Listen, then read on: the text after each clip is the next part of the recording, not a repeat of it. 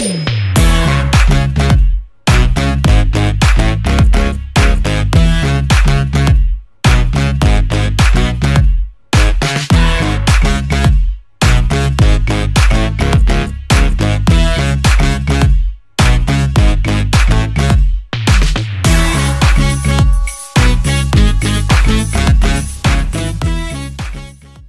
বন্ধুরা, good morning.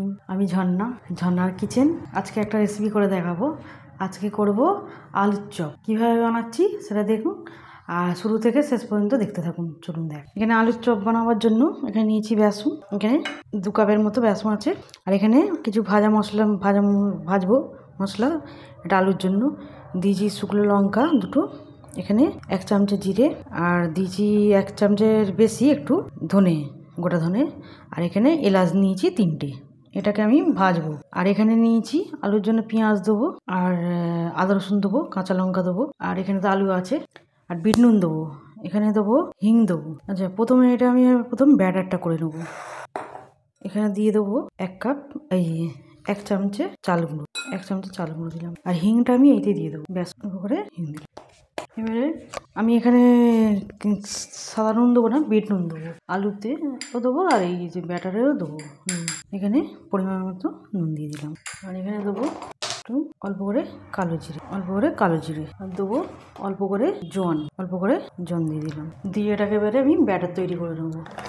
দিয়ে দেবো পানি। এটা ভালো করে ব্যাটার তৈরি করে নেবো, থকথকে ব্যাটার তৈরি। এখানে আগে এটা চালু করে দিচ্ছি। এটা গরম হোক তখন। আর এটা ব্যাটারের মধ্যে একটু হলুদ দিয়ে দেবো, অল্প করে 1/2 চামচের কম হলুদ দিলাম। আর দেবো কাশ্মীরি লঙ্কা 1/2 চামচে, অল্প করে বেকিং সোডা।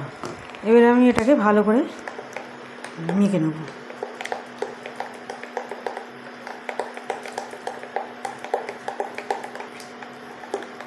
আচ্ছা, এখানে এবারে আমি এই মশলাটাকে দিয়ে দেবো ভাজতে।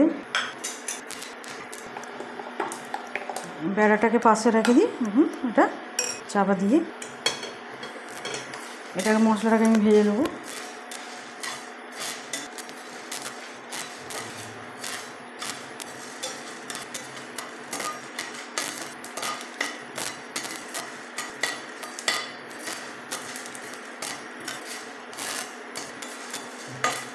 এবারে মশলাটা ভাজা হয়ে গেল, আমি এখানে নামিয়ে নেবো।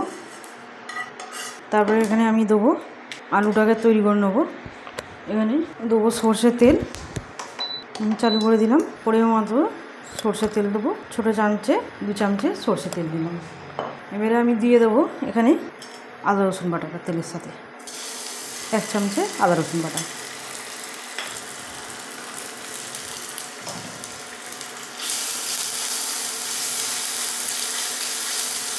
তখন আমি ভাজা মশলাটা গুঁড়ো করে নেবো। তখন এটা হতে থাক। আচ্ছা, এখানে এটা একটু ভাজা হয়ে যাক। তারপরে আমি পেঁয়াজ দিয়ে দেবো, 1/2 পেঁয়াজ দিয়ে দেবো। দিয়ে দেবো 3-4টে কাঁচা লঙ্কা।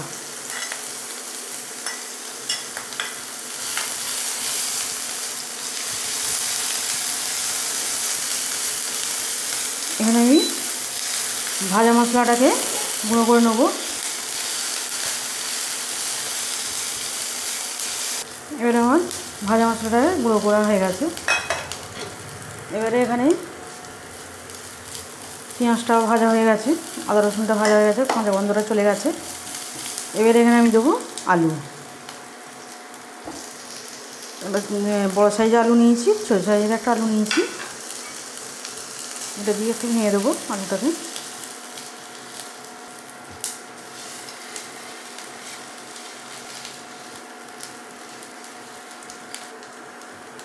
এবারে এটাকে মিশিয়ে নেবো, আমি ভালো করে এবারে মিশিয়ে নেবো। আচ্ছা, এখানে এবারে পরিমাণ মতো বিট নুন দিলাম। আমি এমনি নুন দিচ্ছি না, বিট নুন দিচ্ছি। পরিমাণ মতো নুন দিয়ে দিলাম অল্প করে। আর এখানে দেবো ভাজা মশলাটা, পুরোটা দেবো না, বেশিটা দিয়ে দিলাম, কমটা রেখে 2 চামচের মতো দিয়ে দিলাম। ভালো করে মিশিয়ে নেব। ভালো করে মেশানো হয়ে গেছে, এবার আমি ধনে পাতাটা দিয়ে দেবো। ধনে পাতাটাকে ভালো করে মিশিয়ে নেব। আপনারা এরকম বাইরে খাবেন, এই রোজা আসছে, এরকম সন্ধেবেলা এরকম মুড়ি দিয়ে খাবেন, খেতে খুব ভালো লাগে চপটা, আলুর চপটা। আর রেসিপি ভালো লাগলে বন্ধুদের সাথে শেয়ার করবেন, লাইক করবেন, সাবস্ক্রাইব করবেন। আমার এবারে এটা হয়ে গেছে, এবার বন্ধ করে দিলাম, একটু ঠান্ডা হোক। এবার এখানে তেল গরম বসিয়ে দেবো। আমি সাদা তেল নিয়েছি, তেলটা গরম বসিয়ে দিয়েছি, 500 মতো তেল আছে। এবারে আলুটা আমি এখানে তৈরি করে নেবো। যা এখানে বেসনটা আমি প্লেটের মধ্যে অল্প অল্প করে ছড়িয়ে দিলাম। আচ্ছা, বেসনটা অল্প অল্প করে ছড়িয়ে দিলাম। আচ্ছা, এবারে আলুটা আমি একটু আলুটা বেশি বেশি করে দেবো। প্রথমে হাতে লাড্ডু বানিয়ে নেবো, তারপরে এইভাবে হাত দিয়ে করে দিতে হবে। এইভাবে আমি একটা বেসনের মধ্যে রাখছি, এইভাবে সবগুলি বানিয়ে নেবো। এবারে আমার সব কটা হয়ে গেল আলুর। এবারে আমি এখানে বেসনটা নিচ্ছি।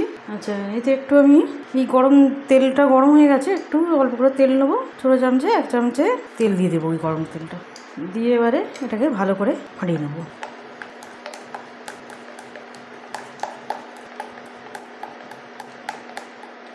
ভালো করে মেশানো হয়ে গেছে। এবারে এখানে তেলও গরম হয়ে গেছে, আমি এবারে একটা একটা করে নিয়ে ছাড়বো। আচ্ছা, এইদিকে তো বেসনটা দিয়েছি, আর এবার উল্টে এইদিকে দিয়ে দেবো একটু বেসনটা। এইভাবে বেসনটাকে তারপরে এই ব্যাটারে এইভাবে দিয়ে দিলাম। এবারে এইভাবে নিয়ে দিয়ে দেবো, আবারও এইভাবে নিয়ে আবার একটু দিয়ে দেবো। এবারে সব কটা দিয়ে দিয়েছি, কটা এখন দুটো বাকি আছে, কটা করে নেবো, তারপরে একবার করে উল্টে দেবো। এইভাবে সব কটাকে উল্টে দিচ্ছি।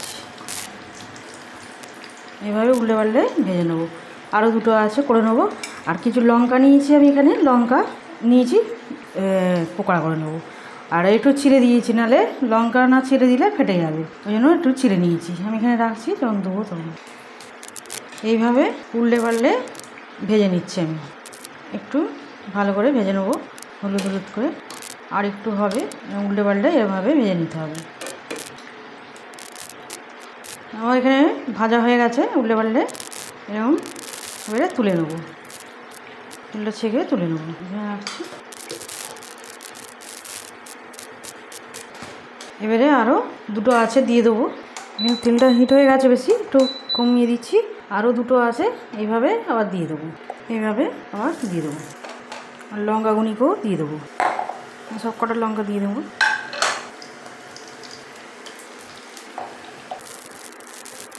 আরও হয়ে গেল দুটো, এবারে বন্ধ করে দিলাম। আমার তাহলে সবগুলি চপ হয়ে গেল। এবারে আমি সাজিয়ে দেবো।